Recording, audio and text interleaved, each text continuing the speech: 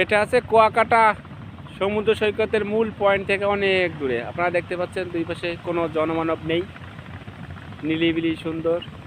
যদিও এখন সকাল 8টা বেজে গেছে, তারপরে এদিকে এখনও পর্যটক আসেনি। তার মানে বুঝতে পারছেন এত দূরে সমুদ্র সৈকত থেকে। আসলে একটু নিলিবিলি জায়গা খুঁজছিলাম, যে অনেক দিন পরে সমুদ্র সৈকত এসেছি, কোলাহল মুক্ত একটু নির্জন জায়গায় চলে যাব। তো হাঁটতে হাঁটতে অনেক দূর। তো এখানে আপনি মূল যে পয়েন্ট আছে, সে মূল পয়েন্ট থেকে অনেক দূরে আপনি আশেপাশে কোনো জনমানব দেখতে পাবেন না। একদম নিলিবিলি, ঠান্ডা, কোলাহল মুক্ত একটা সুন্দর পরিবেশ, যেখানে এখনও কোনো পর্যটক এসে পড়ে নাই।